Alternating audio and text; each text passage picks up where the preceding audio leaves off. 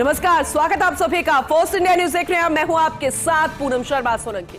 चलिए news blast की शुरुआत करेंगे और एक अहम जानकारी सबसे पहले कि प्रदेश में अवैध तरीके से रह रहे बांग्लादेशियों पर अब सख्त एक्शन होगा। अवैध रूप से रह रहे बांग्लादेशियों के खिलाफ चलेगा बड़ा अभियान। मुख्यमंत्री भजनलाल शर्मा ने अवैध बांग्लादेशियों के खिलाफ सघन अभियान चलाने के निर्देश दिए हैं। सीएम ने कल मुख्यमंत्री आवास पर आयोजित इस बैठक में निर्देश भी दिए। ये बैठक बेहद महत्वपूर्ण रही और सख्त निर्देश मुखिया की तरफ से कि अवैध रूप से रह रहे बांग्लादेशियों के खिलाफ सघन अभियान चलाने के निर्देश, ऐसे नागरिकों को डिपोर्ट करने के लिए निर्देशित किया गया है।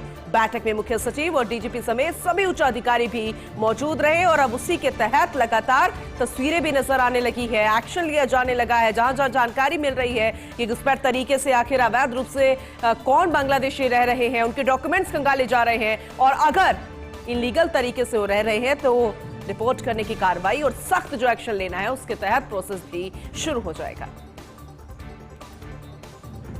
एसआई के 383 पदों पर भर्ती होगी। राज्य सरकार ने इन पदों पर भर्ती की मंजूरी दे दी है। पीएचक्यू ने आरपीएससी को भेजी है अभ्यर्थना।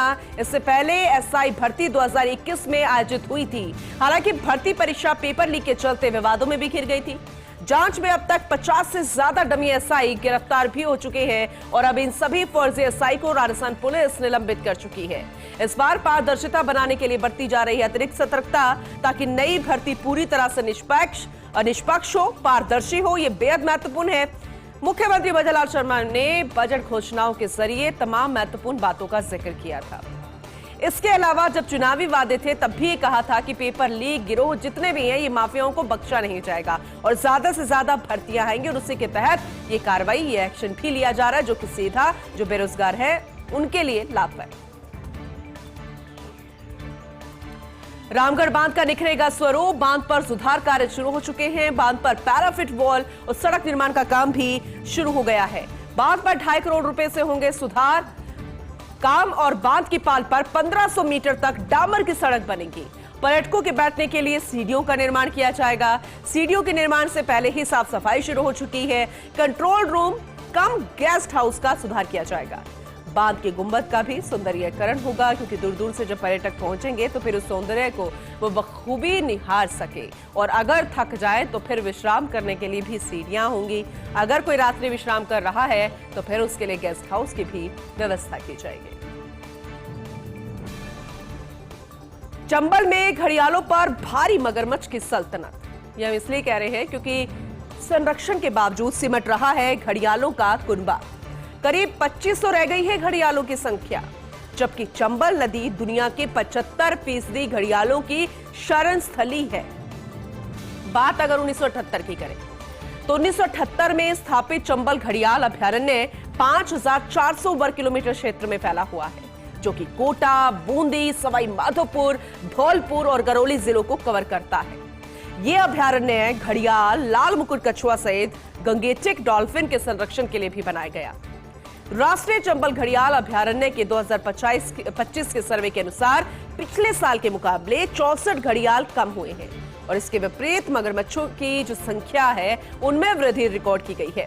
मगरमच्छों की संख्या 157 बढ़कर हो गई 1085, जबकि गंगेटिक डॉल्फिन की संख्या 111 पर ही स्थिर है। यानी कि जिनके आंकड़े कम हो रहे हैं उनके संरक्षण पर और ज्यादा ध्यान देने की जरूरत है। वहीं दुग्ध उत्पादकों को जयपुर डेयरी की सौगात। दरअसल दुग्ध खरीद की दरों में बढ़ोतरी की गई है। आज से 8.25 रुपया प्रति फैट होगी दुग्ध खरीद पर। 25 पैसे प्रति फैट के हिसाब से की गई है बढ़ोतरी। जयपुर जिला दुग्ध उत्पादक संघ की ओर से जारी किए गए हैं बढ़ोतरी के भी आदेश।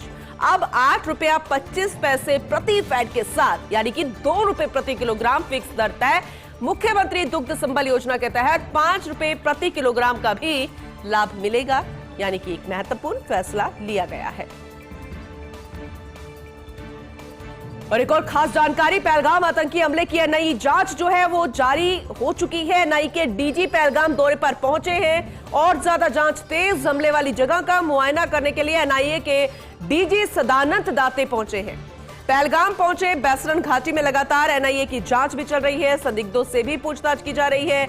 एनआईए की टीम लगातार वहां पर मौजूद और ऐसे में और ज्यादा सघन तलाशी अभियान के तहत कार्रवाई, पूछताछ और भी जो संदिग्ध लग रहे हैं उन्हें डिटेन करके पूछताछ शुरू कर दी गई है।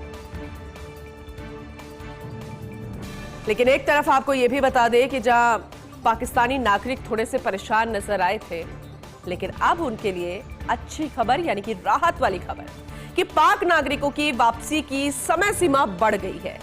अब अगले आदेश तक वापस लौट सकेंगे पाक नागरिक। गृह मंत्रालय ने नया आदेश जारी कर दिया है, क्योंकि अभी भी अटारी बॉर्डर से लौट सकते हैं पाकिस्तानी जो वहां पर पहुंच चुके हैं, पाकिस्तान जा रहे हैं, लेकिन अभी उनकी जो रुकने की समय सीमा है वो फिलहाल अभी बढ़ा दी गई है। जब तक निर्देश नहीं आ जाते तब तक वो रह सकते हैं, और वो भी तब तक जब तक उनका वीजा चल रहा है।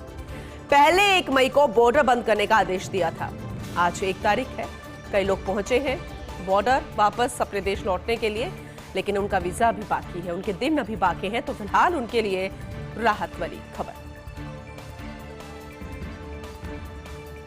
जहां भारत पाकिस्तान के नागरिकों के लिए इतना सोच रहा है, राहत दे रहा है, वहीं दूसरी तरफ ये दुश्मन देश अपने ही घर में आतंकी की सुरक्षा बढ़ा रहा है। पाकिस्तान में आतंकी हाफिज सईद की सुरक्षा और बढ़ गई है।